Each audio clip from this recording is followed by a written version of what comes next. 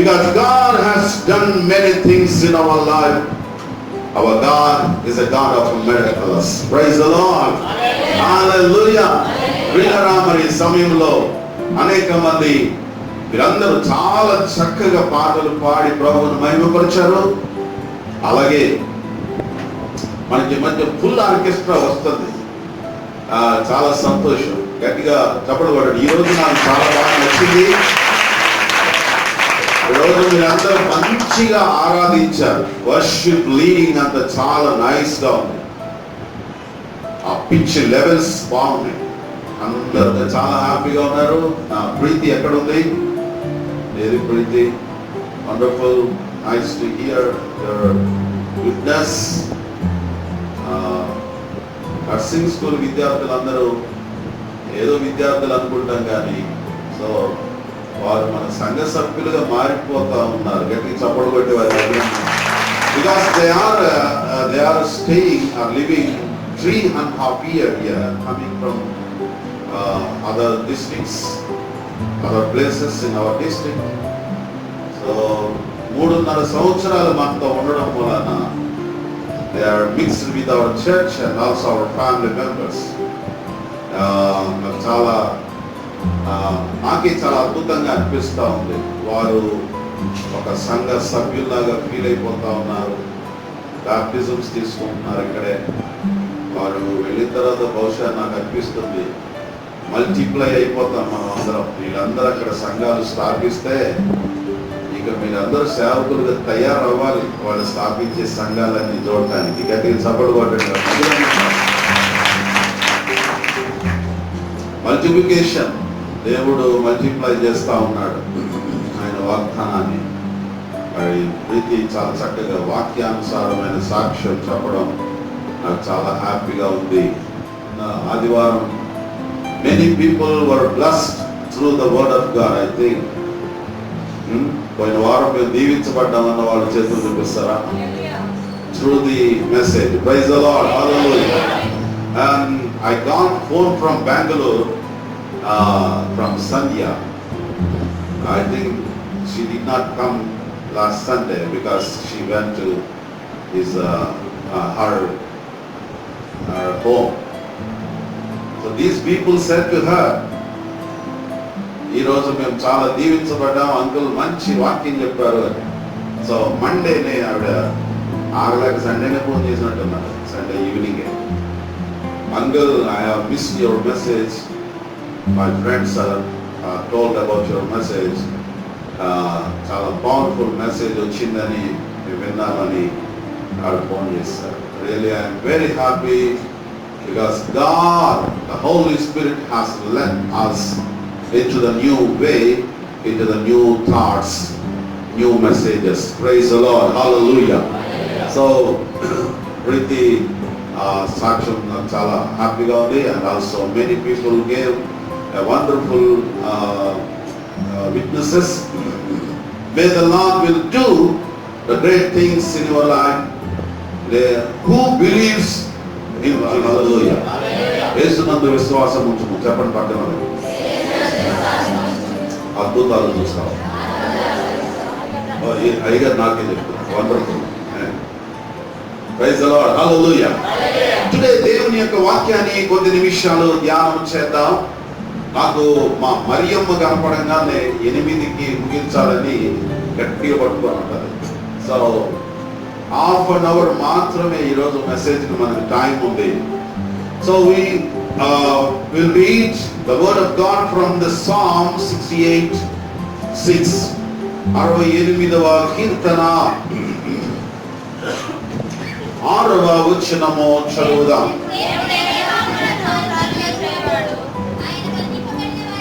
ఆయన బంధింపబడిన వారిని విడిపించి వారిని వర్ధిల్ల చేయును. బంధింపబడిన వారిని విడిపించి వర్ధిల్ల చేయును. బంధింపబడిన వారిని వర్ధిల్ల చేయును. ఈరోజు మన యొక్క ప్రసంగ అంశం ఏమనగా, బంధకాలలో ఉన్నటువంటి వారిని దేవుడు విడిపించి వారిని వర్ధిల్ల చేస్తానంటున్నాడు. ఎంత మంచి మాట దేవుడు మనతో మాట్లాడుతున్నాడు. దేవునికి స్తోత్రం. ఈరోజు దేవుడు ఈ వాక్యము ద్వారా మనందరితో మాట్లాడినట్లు ప్రతి ఒక్కరూ ప్రార్థనా పూర్వకంగా ఉందాం.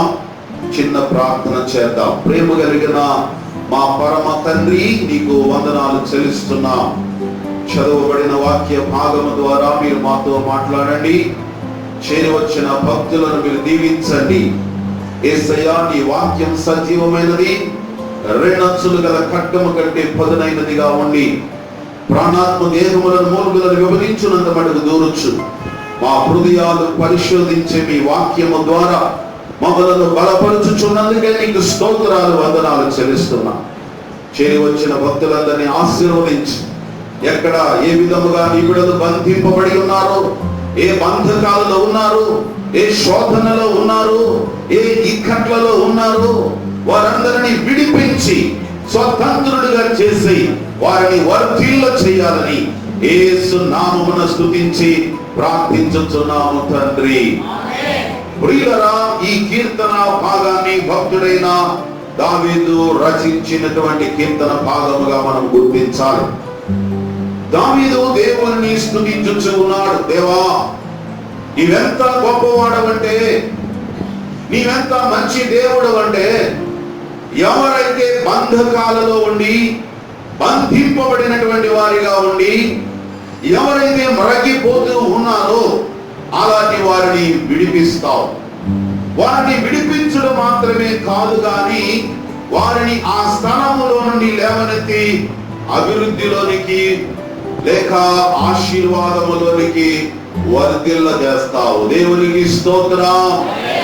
ప్రియ స్నేహితులారా, ఈ ఉదయకాల సమయంలో దేవుడు బంధింపబడిన వారిని ఏ విధముగా వర్ధిల్ల చేశాడో కొద్ది నిమిషాలు దేవుని వాక్యం చదువుదాం. అసలు యేసు క్రీస్తు వారు ఈ లోకములోనికి పంపబడినప్పుడే ఈ ఉద్దేశముతోనే ఆయన పంపబడినాడు. అందుకే యెషయా గ్రంథం 61వ అధ్యాయం 1వ వచనములో యెషయా చెప్పాడు, ఇదిగో ప్రభువగు యెహోవా ఆత్మ నా మీదికి వచ్చినది, దీనులకు సువర్తమానం అందించుటకును దేవుడు నన్ను అభిషేకించాడు, బంధింపబడినటువంటి వారికి విముక్తిని ప్రకటించుటకును, దేవుని యొక్క హిత వత్సరమును, దేవుని ప్రతిదండనను ప్రకటించుటకు దేవుడు నన్ను అభిషేకించాడు. ప్రియులారా, బంధింపబడిన వారిని విడిపించుటకు దేవుడు నన్ను అభిషేకించాడు అని యేసుక్రీస్తు వారు ఈ లోకానికి వచ్చినప్పుడు ఆయన ఈ ప్రవచనాన్ని ఎత్తి మాట్లాడారు.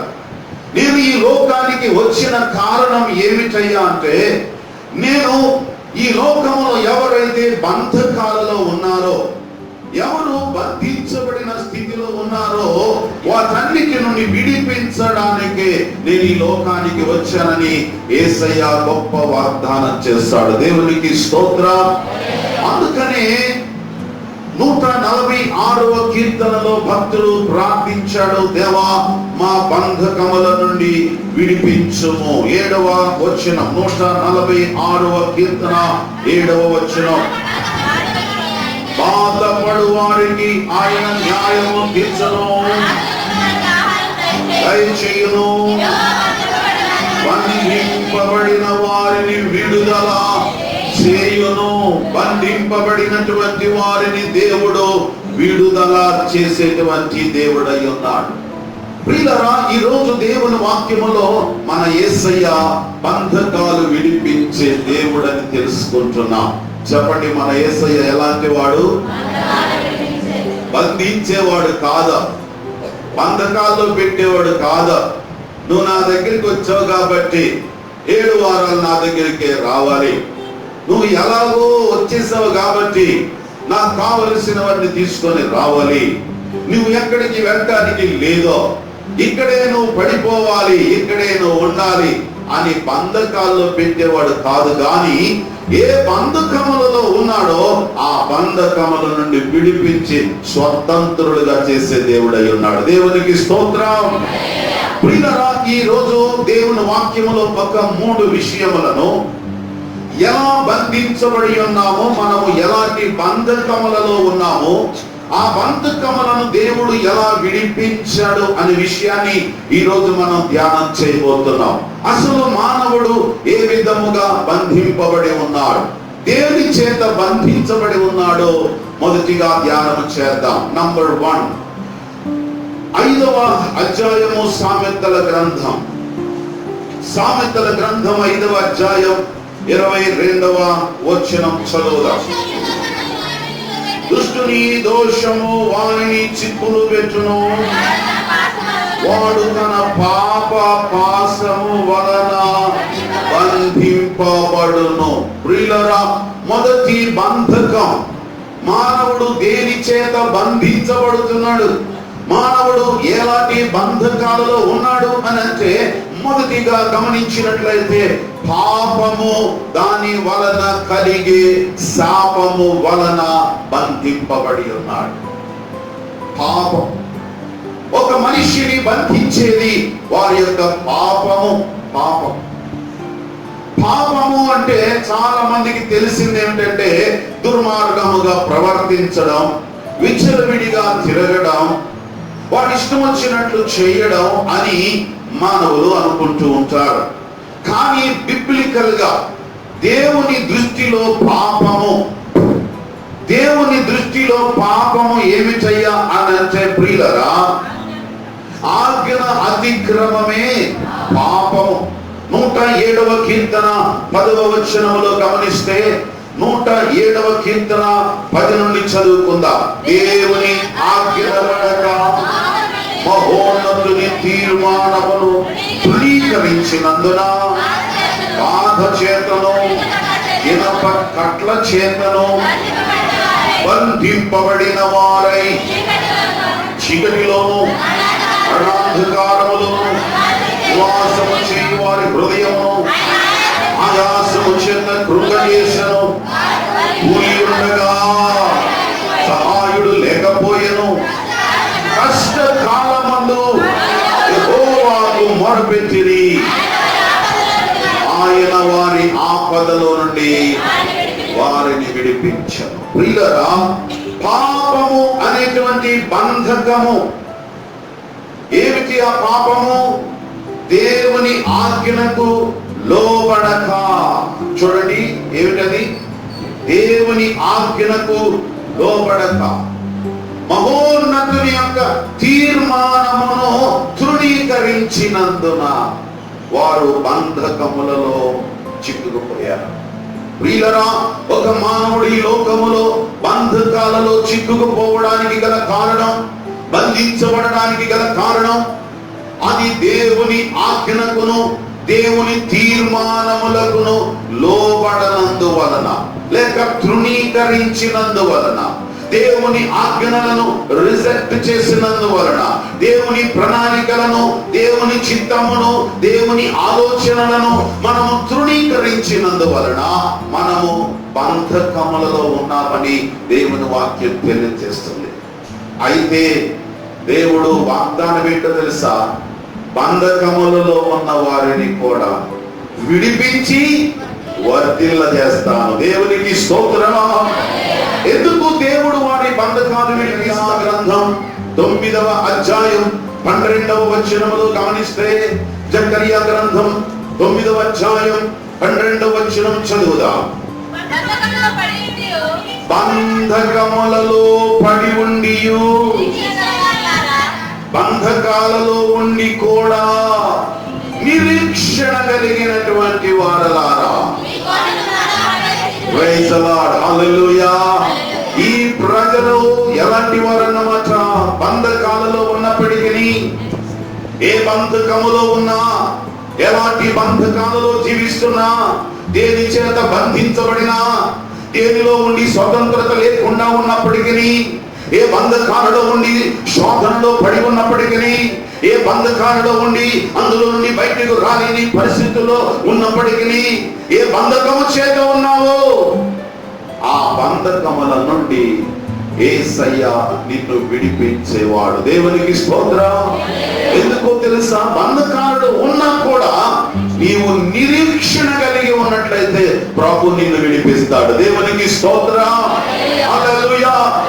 కొంతమందికి బంధకాలలో ఉన్నప్పుడు ఇంకెందుకులే నా బ్రతుకు ఇలాగే ఉంటుంది, నేను ఇంకా ఏమి లెగుస్తాను, నా బ్రతుకు ఇంతే, నా జీవితం ఇంతే, నేను చనిపోవడం మంచిది అనుకొని కృంగిపోతూ ఉంటాను. కానీ బంధకాలలో ఉన్నా కూడా నిరీక్షణ కలిగి ఉంటే నా యేసయ్య నిన్ను విడిపిస్తాడు. దేవునికి స్తోత్రం. ఇద్దరు సోమరు వాళ్ళు చక్కగా ఒక మంచి చెట్టు కింద పడుకున్నారట. ఆ చెట్టు కింద పడుకుంటే పై నుండి వారికి నెరేడి కాయలు రాలిపోతా ఉన్నాయట. ఆ రాలిపోతూ ఉంటే వీళ్ళిద్దరు సోమరులు కదా, ఒకడు పొట్ట మీద ఓ కాయ పడిందట. ఆ పక్కన పనుకున్నాడిని అడిగాడట, అరే నాయనా, నా పొట్ట మీద ఒక కాయ పడిందిరా, చాలాసేపు అయింది, తినాలనిపిస్తుంది, కొంచెం సహాయం చేసి అది తీసి నోట్లో వేయరా అన్నాడట. అంటే వాడు చూడండి ఎంత సోమరుడు, పొట్ట మీద ఉన్నది కూడా నోట్లో వేసుకోలేడు. ఆ చెయ్యి రావట్లేదు అడిగి. ఆ పక్కన అన్నాడట, ఓరే నాయన, నీకు పొట్ట మీదే పడింది, అరగంట అయింది, ఒక కాయ నా నోట్లోనే పడింది, అది నవిలి సహాయం చేస్తే, ఎవరన్నా సహాయం చేస్తే బాగుండు అన్నట్టుందరా.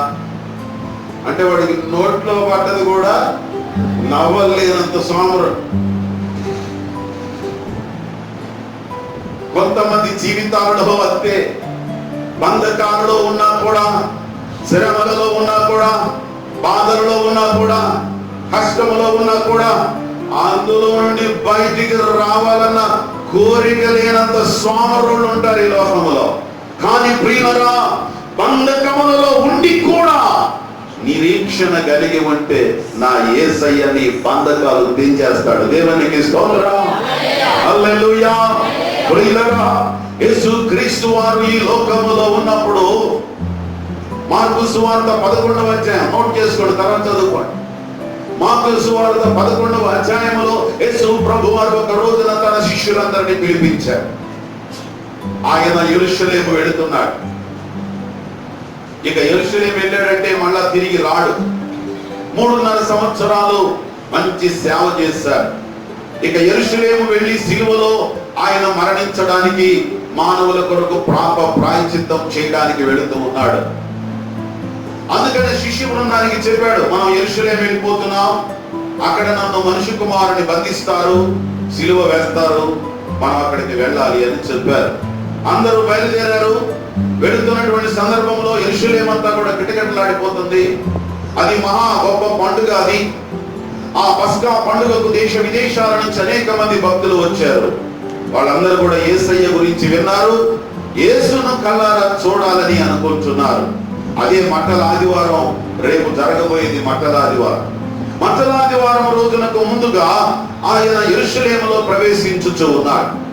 యెరూషలేమునకు దగ్గరకు వచ్చిన తరువాత బేతనియ అనే గ్రామాన్ని చూయించాడు శిష్యులకు. శిష్య బృందమా, ఈ గ్రామానికి వెళ్ళండి, ఆ గ్రామంలో ఓ గాడిద ఒక ఇంటి ముందు కట్టి వేయబడి ఉంటుంది, ఆ గాడిదను పట్టుకురండి. అయ్యా, ఎవరిదో గాడిద? కట్టి వేయబడిన గాడిద, వదిలిపెట్టిన గాడిద అంటే దానికి ఎవడు యజమాని లేడు అనుకోవచ్చు. కట్టి వేయబడిన గాడిద అంటే దానికి ఒక యజమాని ఉంటాడు, దానికి ఒక పోషణ ఉంటుంది, దానికి ఒక సంరక్షణ ఉంటుంది. దాన్ని మనకి రమ్మన్నా రాదు. మామూలుగా వస్తే గాడిదలు రావు కదా. ఏదైనా వీధుల్లో తిరిగే గాడిదలైతే రావచ్చు, కానీ ఆ గాడిద కట్టబడింది కదా, దాన్ని ఎలా తీసుకురావాలండి అని శిష్యులు అడిగారు. చెప్పారు ఆయన. యేసు ప్రభు అన్నాడు, మీరేం కంగారు పడద్దు, మీరు అక్కడికి వెళ్ళండి. వెళ్ళిన తర్వాత ఇది యేసయ్యకు కావాలని అడగండి, నోరు మూసుకొని పంపించేస్తాడు. దేవునికి స్తోత్రం. ఎందుకంటే యేసయ్యకు కావాలి అన్న తర్వాత ఇక దాన్ని ఎవడు ఆపలేడు. గట్టిగా దేవునికి స్తోత్రం తెలియజేస్తాం. శిష్యులు వెళ్ళారు, ఆ గాడిదను విడిపించడానికి అడిగారు, విభజిస్తా ఉన్నారు. వాళ్ళు అడిగారు, బాబు ఏంటి మా ఇంటికి వచ్చి మా గాడిదను తీసుకెళ్ళిపోతున్నారు, ఎవరు ఒప్పుకుంటారు చెప్పండి? వాళ్ళ ఇంటి ముందు కట్టేసిన గాడిదను పట్టకపోతే ఎవరు ఒప్పుకుంటారు? ఎవరు బాబు మీరు? ఇది యేసయ్యకు కావాలి అన్నారు. అలాగా పట్టుకుపోండి అన్నారు. బైబిల్ చరిత్ర గ్రంథకర్తలు ఏమంటున్నారంటే, బైబిల్ బ్యాక్గ్రౌండ్ లో అంత ఈజీగా యేసు ప్రభు కావాలనగానే పంపించాడంటే అతను ఎవరై ఉంటారు అని అంటే జస్ట్ ఇమాజిన్ చేస్తున్నారు. బైబిల్ గ్రంథకర్తలు ఏమంటారంటే, యేసు ప్రభుకి 12 మంది కాదు, ఒకప్పుడు 70 మంది శిష్యులు ఉన్నారు. ఈ 12 మంది ఫిల్టర్ అయిన తర్వాత మిగిలిపోయిన వాడు 12 మంది. యేసు ప్రభుకి అసలు ఒరిజినల్ గా 70 మంది శిష్యులు ఉన్నారు. ఒక రోజున యేసు ప్రభు వారు మీరు కూడా వెళ్ళాలనుకుంటే వెళ్ళిపోండి అన్నాడు. ఈ 70 మంది వెళ్ళిపోయారు. బహుశా ఆ 70 మంది శిష్యులలో ఒకడు అయి ఉంటాడు, యేసయ్యకు కావాలి అనగానే ఇచ్చేసి ఉంటాడు. ఎందుకంటే యేసయ్య కావాలన్నప్పుడు 5 రొట్టెలు 2 చేపలు ఇచ్చినప్పుడు 5,000 మందికి పంచి పెట్టాడు కదా. ఈ అనుభవాన్ని చూసినటువంటి ఆ శిష్యుడు గాడిద కావాలి అనగానే ఏవో యేసయ్య ఎవరెవరికి గాడిదలు పంపిణీలు అనుకున్నాడో ఏమో వెంటనే ఇచ్చి పంపించాడని వ్రాయబడేది. ప్రియులారా, బైబిల్లో లేదు. ఇవన్నీ వెనక బ్యాక్గ్రౌండ్ లో కొన్ని రాస్తూ ఉంటారు బైబిల్ గ్రంథకర్తలు. అఫ్ కోర్స్ దాన్ని పర్ఫెక్ట్ గా మనం తీసుకోపోవచ్చు. ఆయనను ప్రియులరా ఎవరిదైతేమి అది కట్టబడిన గాడిద, యేసయ్య దానిని విడిపించాడు. దేవునికి స్తోత్రం కలుగునుగాక. ప్రియ స్నేహితులారా, కొన్నిసార్లు మనము కూడా అలాగే ఏదో ఒక ఇంటికో కట్టబడిపోయిన వారిగా ఉంటాం, ఏదో ఒక పనికి కట్టబడిన వారిగా ఉండి ఉంటాం, ఏదో ఒక అలవాటుకు కట్టబడినటువంటి వారిగా ఉండి ఉంటాం, అలాగే ఏదో ఒక సంఘానికి కట్టబడిన వారిగా ఉండే ఉంటాం, ఏదో ఒక వ్యక్తికి కట్టబడినటువంటి వారిగా ఉండే ఉంటాం. కానీ నా యేసయ్య చెబుతూ ఉన్నాడు, యేసయ్య నీ జీవితంలో గొప్ప విడుదల ప్రకటిస్తూ ఉన్నాడు. దేవునికి స్తోత్రం. ఏ బంధకముల చేత బాధించబడుతున్నావు, ఏ బంధకముల చేత కష్టపడుతున్నావు, ఏ బంధకముల చేత నీవు కృంగిపోతున్నావు, అన్ని బంధకముల నుంచి నా యేసయ్య ఈ రోజే నీకు విడుదల కలిగించును గాక. హల్లెలూయా. ఎందుకనగా నీవు బంధకములో ఉన్నావు, కానీ విడుదల కొరకై నిరీక్షిస్తున్నావు. దేవునికి స్తోత్రం. హల్లెలూయా. ఎంత జాలి కలిగిన వాడంటే, ఎవరైతే బంధకాలలో బంధించబడిన వారు, ఏ కష్టములో ఏ దుఃఖములో ఉన్నారో ఆయన ఎరిగిన దేవుడై ఉన్నాడు. దేవునికి స్తోత్రం.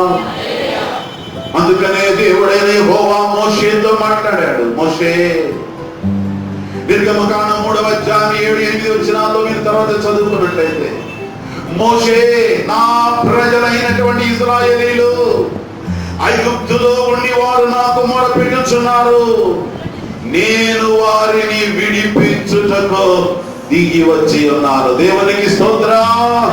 హల్లెలూయా. ఆయన విడిపించుటకు దిగి వచ్చిన దేవుడై ఉన్నాడు. దేవునికి స్తోత్రం. నా యేసయ్య ఎలాంటి వాడంటే, నీవు ఏ బంధకములలో ఉన్నావో అక్కడికి దిగి వచ్చే దేవుడై ఉన్నాడు. ఎలాంటి పరిస్థితుల్లో నీవు కుమిలిపోతున్నావో అక్కడికి నా యేసయ్య దిగి వచ్చే దేవుడై ఉన్నాడు. ఏ పరిస్థితుల్లో బంధకములో ఉన్నావో, ఏది నీకు బంధకముగా ఉన్నదో, ఒకవేళ నీ ఆఫీసు నీకు బంధకముగా ఉన్నదేమో, నీ కుటుంబము నీకు బంధకముగా ఉన్నదేమో, నీ పిల్లలు నీకు బంధకాలుగా ఉన్నారేమో, నీ యజమాని లేక నీ యజమానురాలు నీకు బంధకములుగా ఉన్నారేమో, నా యేసయ్య ఈ రోజే నిన్ను విడిపిస్తాడు. దేవునికి స్తోత్రం.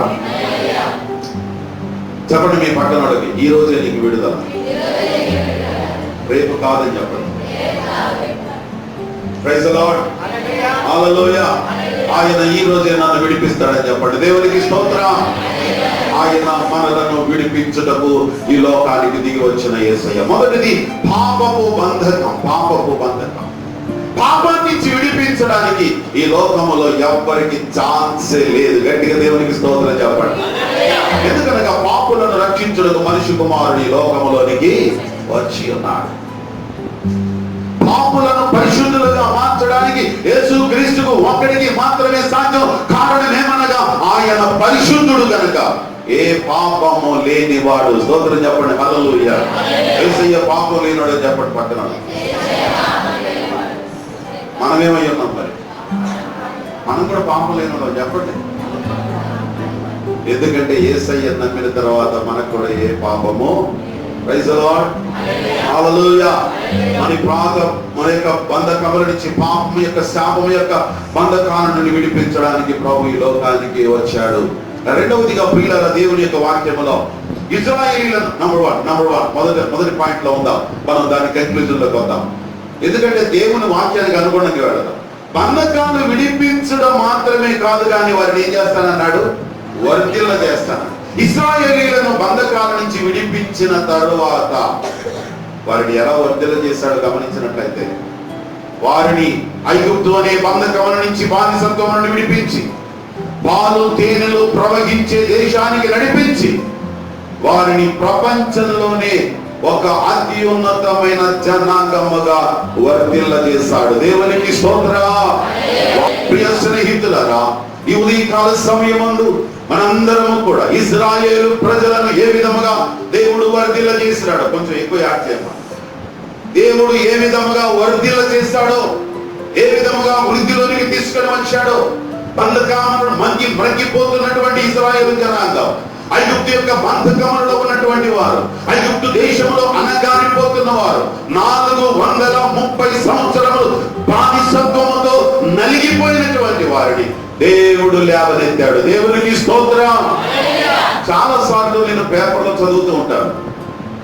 అమెరికా దేశం కానీ ఇతర ప్రపంచ దేశాలన్నింటిలో కూడా బాగా తెలివైనటువంటి వారు ఎవరయ్యా అంటే ఇశ్రాయేలు జనాంగం. ప్రపంచంలో పెద్ద పెద్ద బిజినెస్ మ్యాగ్నెట్స్ ఎవరయ్యా అంటే ఇశ్రాయేలు జనాంగం. ఇశ్రాయేలు దేశం ప్రపంచంలో అతి చిన్న దేశం. ప్రపంచంలో ఉన్నటువంటి చిన్న దేశాలలో అతి చిన్న దేశం ఇజ్రాయెల్ దేశం. కానీ ప్రపంచంలో ఉన్న గొప్ప వాళ్ళందరూ ఆ ఇజ్రాయెల్ దేశమే. స్తోత్రం. Because God has blessed them. దేవుడు వారిని వర్ధిల్ల చేస్తాడు. దేవునికి స్తోత్రం. ఉన్నత స్థితికి దేవుడు వారిని హెచ్చించాడు. ఉన్నత స్థితికి దేవుడు హెచ్చించాడు. దేవునికి స్తోత్రం. రెండవదిగా ప్రియులారా, దేవుని వాక్యము చూద్దాం. దేవుడు ఏ విధముగా మనలను విడిపిస్తాడో లూకాసు వార్త 8వ అధ్యాయము 29వ వచనం చదువుదాం. లూకాసు వార్త 8వ అధ్యాయం 29వ వచనం.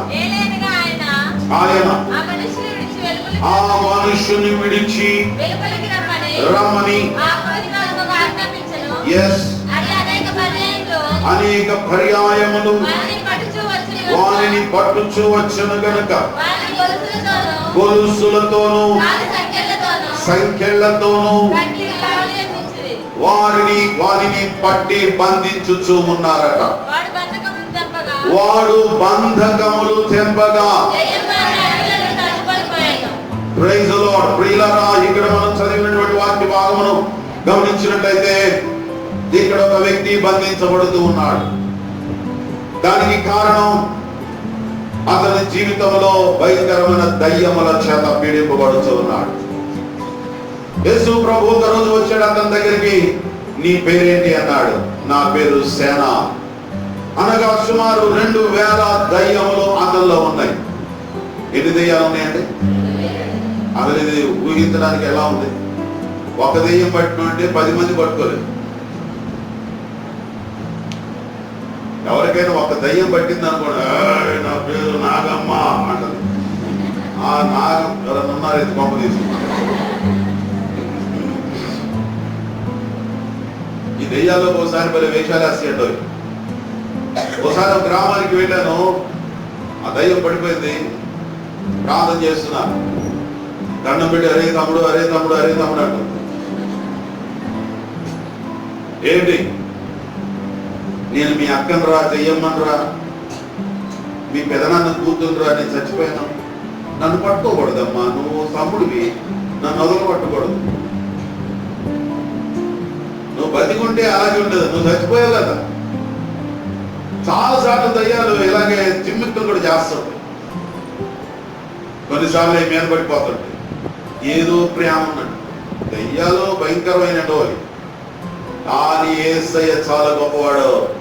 వారిని గద్దించగా వారిలో ఉన్నటువంటి 2000 దయ్యములు పారిపోయి పందులలో దూరిపోయి ప్రపాతములో పడిపోయాయట. ప్రియ స్నేహితులారా, వారిని అనేక మార్లు గొలుసుల చేత బంధింపబడినటువంటి వ్యక్తిగా మనం చూస్తూ ఉంటాం. ఎందుకంటే అతడు దురాత్మ శక్తితో పీడింపబడుచు ఉన్నాడు. ఈ వ్యక్తి స్వతంత్రత లేనివాడిగా ఉన్నాడు. దుష్ట శక్తుల చేత పీడింపబడుచు ఉన్నాడు. ఈ లోకంలో అనేక మంది ఇలాంటి ఆత్మ కలిగిన వారిగా ఉన్నారు. వాళ్ళకి లోపల ఒక దురాత్మ పని చేస్తూ ఉంటుంది. అనేక అలవాట్లకు లోనై బంధించబడిన వారిగా ఉంటారు. కొంతకాలం బాగానే ఉంటారు. ఇందాక ఒక అమ్మాయి సాక్ష్యం చెప్పారు. మా డాడీ దాని నుంచి విడుదల పొందారు అని. ఏది సారాయి నుంచి విడుదల పొందారు. చాలా సంతోషంగా మనం అందరం ప్రార్థన చేయాల్సింది ఏంటంటే ఆ బంధకాలు మళ్ళీ లాగుతుంటాయి. కొంచెం జాగ్రత్త, పూర్తిగా తెగిపోయేలాగా ప్రార్థన చేయాలి. స్తోత్రం, హల్లెలూయా.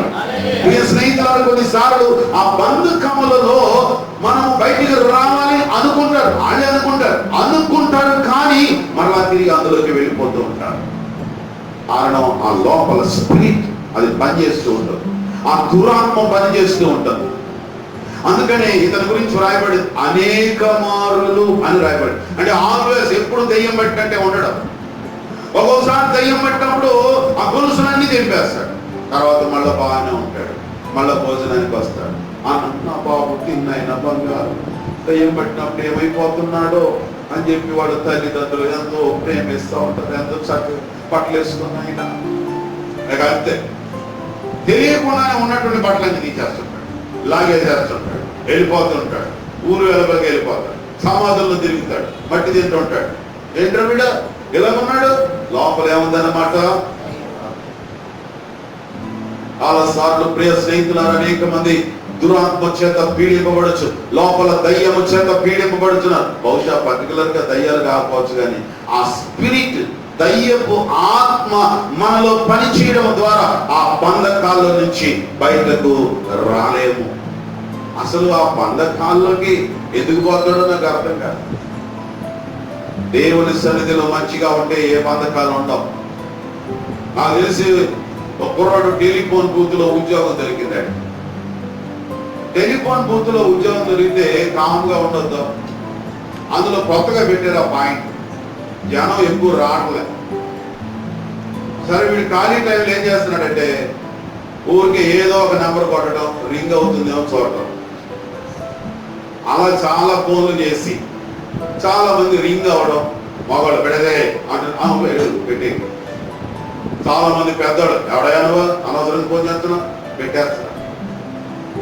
మొత్తానికి అనుకోకుండా ఒక రోజు ఒక బంధకం దొరికింది నాయన.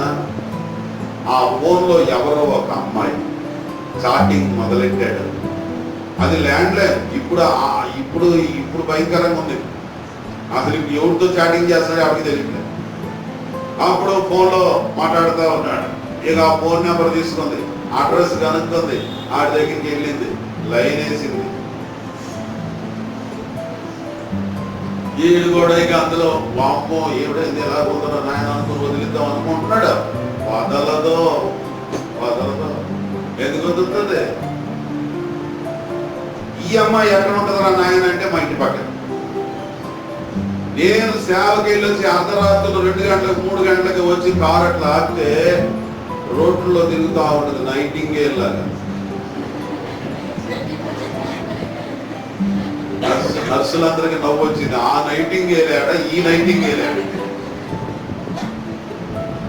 ఆ నైటింగేలు అందరికి హాస్పిటల్లో పరిచర్య చేసి అందరిని బాగు చేసే నైటింగేల్, సేవ చేసే నైటింగేల్. ఈ నైటింగ్ సాగు చేసే నైటింగేల్. పట్టుకున్నది అంతే, ఇంకా వదలలేదు. వాడు వదులమ్మా తల్లి, నేనేదో వరకు పని లేక ఫోన్ చేశాను తల్లి అంటాడు, దండం పెడుతున్నాడు, కానీ వదలటం లేదు. చివరికి వాడిని పెళ్లి చేసుకొని కొంగ తీసింది, నాకు వదలలేదండి. వాడు మొన్న వచ్చాడు, అంకుల్ సారీ అంకుల్, సారీ. ఒకరోజు వాడి మీద కేసు పెట్టి ఈ అమ్మాయి అడ్డం తిరిగి మందు దాగి ఇంట్లో పడిపోయింది. ఈ అమ్మాయి సంగతి అందరికి తెలిసి ఎప్పుడు రావట్లేదు, ఇంట్లో కొట్టుకులాడదు. నేను వచ్చాను కరెక్ట్ గా అదే సమయం ఎక్కడో మీటింగ్ వెళ్ళేసి వచ్చేసాను. మీటింగ్ నేను నాతో పాటు ఇంకొకటి ఉన్నారు, 2-3 ఉన్నాం. చుట్టూ జనం అంతా ఉన్నారు కానీ ఆవిడ లోపల కొట్టుకులాడితే ఎప్పుడు పట్టించుకోండి సామే. అలాంటి బతుకు అమ్మాయి. అరే నాయన బతుకు ఎలాంటిదైనా ముందు బతికించాలరా బాబు అని నేనే లోపలికి వెళ్ళిపోయి 2 చేతులతో తీసేసుకొని నా కారులోనే వేసేసుకొని తీసుకెళ్ళి రమణారావు హాస్పిటల్ పడేసి బతికిచ్చారు. అమ్మాయి బతికిపోయింది. అందుకు వాడు వచ్చాడు నా దగ్గరికి. అన్నా నమస్కారం అన్నా. ఏంట్రా నీకు దండాలన్నా. ఏంటిదిరా వచ్చేదాన్ని బతికిచ్చి నన్ను చంపావు కదా.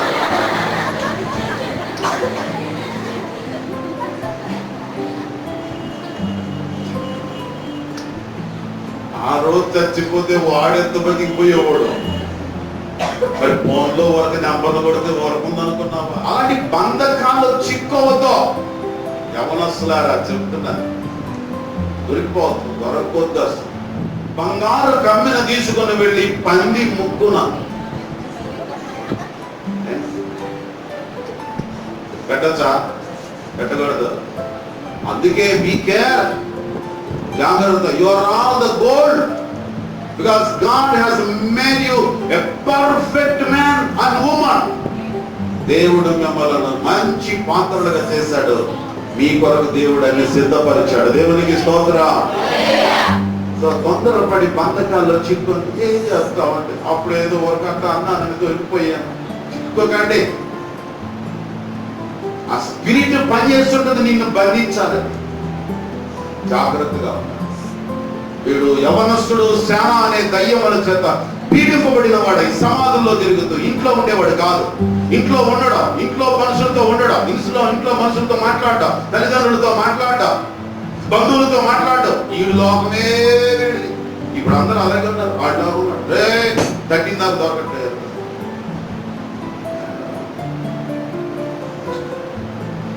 ఈ బంధకాల నుంచి విడిపించడానికి నా యేసయ్య వచ్చాడు. దేవునికి స్తోత్రం. గెరసేనుల దేశంలో యేసు ప్రభు వారు వెళ్ళిన ప్రదేశాలు గమనిస్తే గెరసేనుల దేశానికి ఒకే ఒకసారి వచ్చాడు. ఆ దేశంలో ఒకే ఒక అద్భుతం చేశాడు. అది ఒకే ఒక వ్యక్తి ఎవరై అంటే ఈ శానా దయ్యములు పట్టిన గలిలీ ప్రాంతంలో అనేక ప్రాంతాలు, బేతనీయకు అనేక గ్రామాలకు మళ్ళీ యేసయ్య వెళ్ళాడు. కానీ ఒకేసారి విజిట్ చేసిన ప్లేస్ ఏమిటి అంటే ఆ గెరసేనుల దేశం. ఒక దివ్య. నా ప్రియ స్నేహితులారా, యేసయ్య నీ ఒక్కడి కొరకు నువ్వు ఎక్కడున్నా దిగి వచ్చి నిన్ను కాపాడటానికి బంధకాలు విడిపించే దేవుడై ఉన్నాడు. దేవునికి స్తోత్రం. మీ పక్కన వాళ్ళకి చెప్పండి, దెయ్యపు బంధకాలు పడద్దు, లవ్ అనే బంధకంలో పడద్దు, ఇవ్వనే బంధకంలో అసలు పడద్దు. తప్పలు పెట్టి ప్రభుత్వం. థర్డ్లీ, మూడవదిగా మా అమ్మాయి మరియమ్మ గుర్తొస్తుంది. ప్రసంగి గ్రంథం 7వ అధ్యాయం 26వ వచనం. ప్రసంగి గ్రంథం 7వ అధ్యాయం 26వ వచనం. మరణము కంటే ఎక్కువ దుఃఖము కలిగించున్నది. కొంచెం ఆగండి. 3వ పాయింట్ లో మనము రాకముందే 2వ పాయింట్ లోకి వెళదాం. మనం గమనించినట్లయితే 2వ పాయింట్ లో కంక్లూజన్ లోకి రాలేదు. మనం ఏంటంటే ఆ దేవుడు మనలను బంధకాలు విడిపించడం మాత్రమే కాదు కానీ ఏం చేస్తానన్నాడు? వర్ధిల్లు చేస్తానన్నాడు. ఈ సేనా దయ్యములు పట్టిన యవ్వనస్తుడిని విడిపించడం మాత్రమే కాకుండా వారిని ఎలా వృద్ధి చేశాడో తెలుసా అండి? ఆ దయ్యములు పట్టిన వాడు యేసయ్యతో కూర్చుండుట చూచి ప్రజలందరూ ఆశ్చర్యపడింది. దేవునికి స్తోత్రం.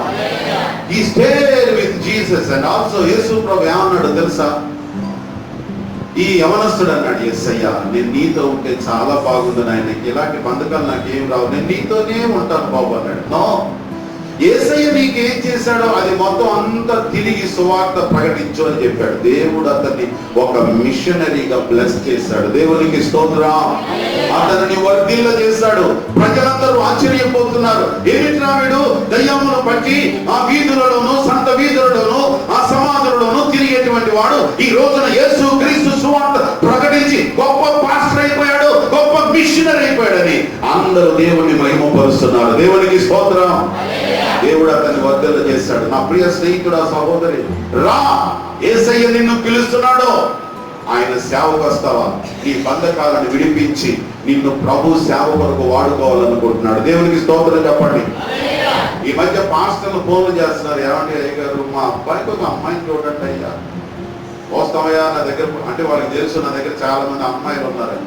వీళ్ళంతా ఈ అమ్మాయిలంతా పనికొచ్చేవాళ్ళు కాదయ్యా. అంటే పనికొచ్చేవాళ్ళు అంటే కాదంటే అది కాదు. ఇప్పుడు స్టడీస్ లో ఉన్నారు, ఇంకా ఫ్యూచర్ గోల్డ్ అంత ఉందని.